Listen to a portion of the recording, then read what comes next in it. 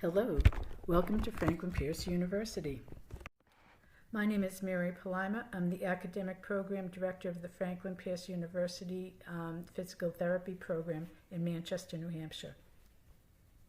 Franklin Pierce University has two Doctor of Physical Therapy programs, one in Goodyear, Arizona, and one in Manchester, New Hampshire. Physical therapy is a dynamic profession impacting the lives of nearly 1 million people in the USA daily. Physical therapy has both theoretical and scientific bases and diverse application. It's also rated as one of the top 10 professions to enter for a career. So what do physical therapists do? Well, we examine, evaluate, diagnose, assess, and provide interventions for patients with movement dysfunctions. We also strive to prevent injuries and diseases or illnesses through education, and we restore physical function and abilities while promoting optimal wellness, fitness, and quality of life. Physical therapists work with patients and clients of all ages across the lifespan who have need of a skilled physical therapy intervention. Physical therapists also work in hospitals, outpatient clinics, rehabilitation facilities, corporate industrial health centers, as well as in people's homes and schools. So let's talk a little bit about applying for a Doctor in Physical Therapy program. What do you need to do to become a physical therapist?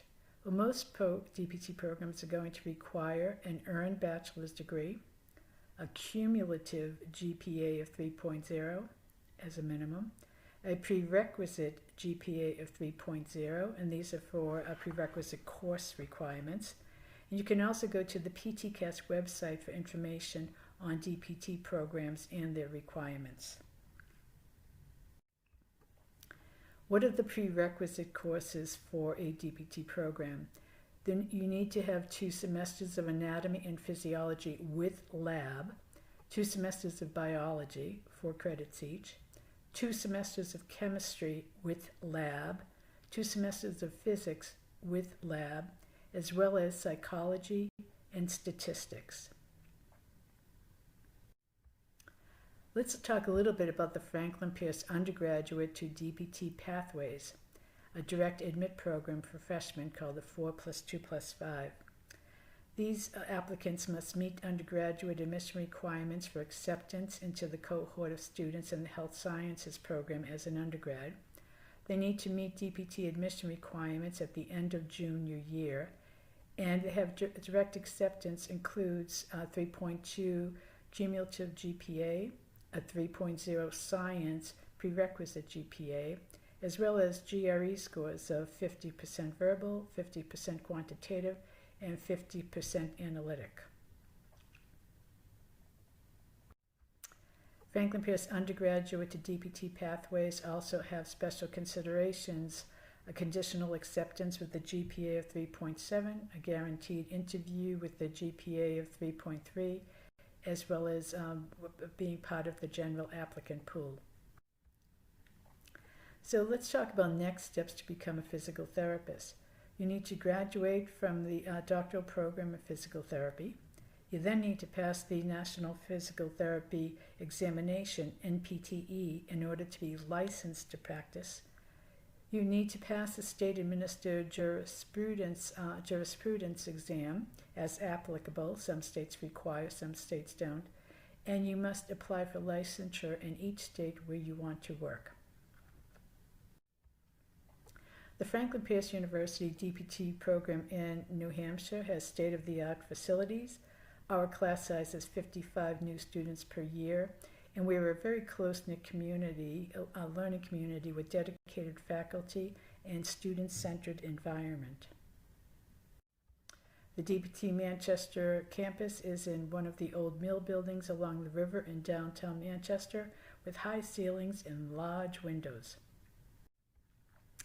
This is what a DBT classroom looks like in New Hampshire, and you can also see on the walls around some of the posters, which are student projects or research projects that they've presented at national conferences. We have state-of-the-art lab space for our hands-on training. We have a wonderful student community that is very supportive and collaborative. Our students are very involved in service trips. They have gone to Nicaragua and to Costa Rica. And let's talk a little bit about Goodyear, Arizona. It's sunny and warm in Arizona. They have a smaller class size right now of about 36 new students per year. And they have a very close-knit learning community with dedicated student-centered faculty and state-of-the-art equipment. This is the Arizona campus. Well, it's the front door. And these are the classrooms without the students in them, but they're typically filled with students from 8 to 5 daily. This is a lab at Arizona. You can see there's a lot of space, a lot of equipment for people to work with, and students do a lot of practice working on each other. In Arizona, they also have done some very interesting community service work, looking at body heat dissipation research that they did with area firefighters. And these are some more images of their research project. I hope you found this information about our programs informative, and please reach out if you have any questions that we can help you with.